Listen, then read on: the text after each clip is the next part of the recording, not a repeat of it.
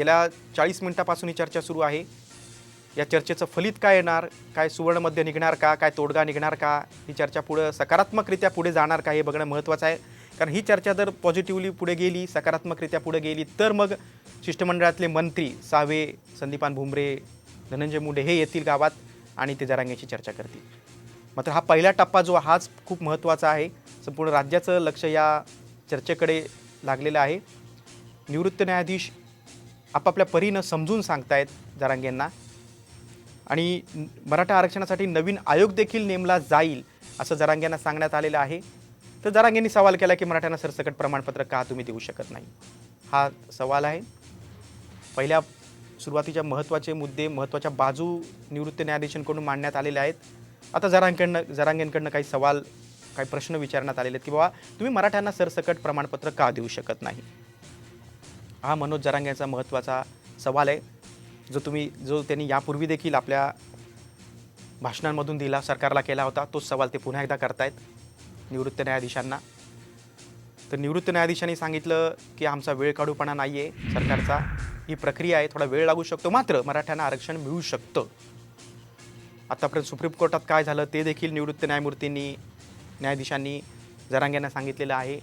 सगळ्या कायदेशीर बाबी देखील सांगण्यात आलेल्या आहेत. नंतर आणखीन एक महत्त्वाचा मुद्दा सांगितला तो म्हणजे मराठा आरक्षणासाठी नवीन आयोग नेमला जाईल. जरांगेंनी हे सगळं ऐकून घेतलंय. मग आता जरांगेंनी सवाल केला आहे की सरसकट तुम्ही मराठ्यांना कुणबीचा निकष का लावत नाही, मराठ्यांना कुणबीचा निकष का लावत नाही, तुम्ही सरसकट प्रमाणपत्र का देऊ शकत नाही.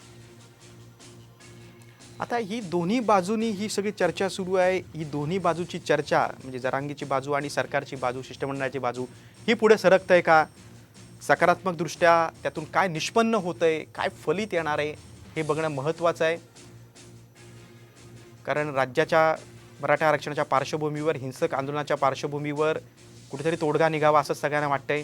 दिवाळीच्या अगोदर यातून काहीतरी चांगलं बाहेर पडावं, काहीतरी दिलासा मिळावा हेच बघणं महत्त्वाचं आहे. मराठा समाज मागास आहे हे अद्याप सिद्ध झालं नाही, हे देखील निवृत्त न्यायमूर्तींकडून सांगण्यात आलेलं आहे. आणि मराठा आरक्षणासाठी एक नवीन आयोग स्थापन करणार आहोत हे देखील निवृत्त न्यायमूर्तींनी सांगितलेलं आहे. आणि सुप्रीम कोर्टानं सांगितल्याप्रमाणे कार्यवाही पूर्ण करत आहोत हे देखील निवृत्त न्यायमूर्तींनी सांगितलेलं आहे. सुप्रीम कोर्टात आरक्षण टिकलं नाही, जेव्हा त्या त्रुटी राहिल्या होत्या त्या सगळ्या त्रुटी दूर केल्या जात आहेत हे शिष्टमंडळातील निवृत्त न्यायमूर्तींकडून सांगण्यात येतं आहे.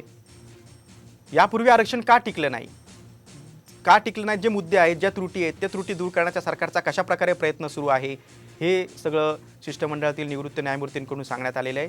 त्यांच्यासोबत विधी न्याय विभागाचे सचिव देखील आहेत.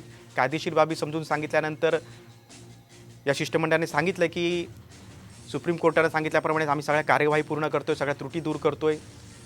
तर कुणबी प्रमाणपत्रासाठी मराठवाड्यातच नाही तर राज्यात काम करा, म्हणजे मराठवाड्यातच नोंदी सापडतात असं नाही, इतर ठिकाणी देखील तुम्ही शोध घ्या असं देखील जरांगेंनी या शिष्टमंडळाला सांगितलेलं आहे.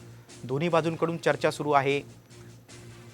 आता चर्चेचं फलित काय तोडगा निघणार का, थोडं एक पाऊल जरांगे मागे येणार का, आपलं काय उपोषणासंदर्भात काय निर्णय घेणार का हे बघणं महत्त्वाचं आहे.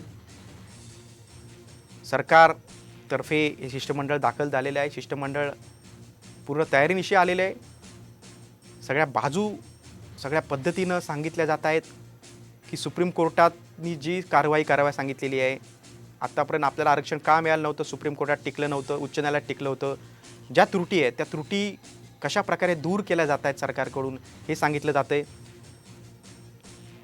तसंच मराठा आरक्षणासाठी नवीन आयोग देखील आम्ही नेमणार आहोत असं देखील सांगण्यात आलेलं आहे. तर जरांगेंचा म्हणणं आहे की कुणबी प्रमाणपत्रासाठी मराठवाड्यातच नाही तर राज्यात देखील काम करा. काही जिल्ह्यामध्ये, आता पुणे जिल्ह्यात, सोलापूर जिल्ह्यात देखील कुणबी प्रमाणपत्राच्या नोंदी आढळलेल्या आहेत. संपूर्ण राज्यातच काम सुरू करा, कुणबीच्या नोंदी शोधून काढा असं जरांगे पाटलांनी या शिष्टमंडळाला सांगितलेलं आहे. निवृत्त न्यायाधीश चर्चा करतायत जरांगेंशी. या चर्चेतनं काय तोडगा निघणार, काय फलित होणार, काय निष्पन्न होणार आहेत, काही पॉझिटिव्हली काय घडतंय का, काय सकारात्मकरित्या बाहेर पडेल का. कारण ही जर चर्चा थोडी सकारात्मक झाली तर पुढच्या टप्प्यात मंत्री महोदय संदीपान भुमरे, सावे, अतुल सावे किंवा धनंजय मुंडे हे येतील, हे मंत्री महोदय आणि जरांगेंशी चर्चा केली. मात्र ही जी पहिल्या टप्प्यातील चर्चा ही महत्त्वाची आहे, कारण सगळ्या कायदेशीर बाबी जरांगेंना समजून सांगितल्या जात आहेत. संपूर्ण राज्याचं, मराठा आंदोलकांचं लक्ष, मराठा समाजाचं लक्ष या चर्चेकडे लागलेलं आहे. आपण बघतोय बघा शिष्टमंडळ आणि जरांगेमध्ये काय चर्चा सुरू आहे.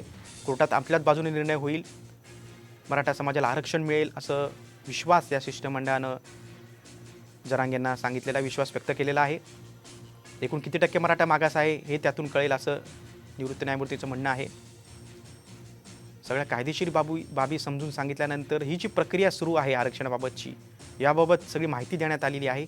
आणि हा आमचा कुठलाही सरकारचा वेळ काढूपणा नाही, तर या प्रक्रियेला वेळ लागतो हे समजून सांगण्यात आलेलं आहे. आणि नक्की आरक्षण मिळेल असा विश्वास देखील व्यक्त करण्यात आलेला आहे. आता हे सगळे मुद्दे जरांगेंना मान्य होतील का, आणि जरांगे आपल्या उपोषणाच्या निर्णयावर ठाम राहतील का, काय वेगळा निर्णय घेतील, एक पाऊल मागं जरांगे घेतील का, हे बघणं महत्त्वाचं आहे. 1-2 दिवसात आरक्षण मिळत नसतं असं देखील या निवृत्त न्यायाधीशांकडून सांगण्यात आलेलं आहे.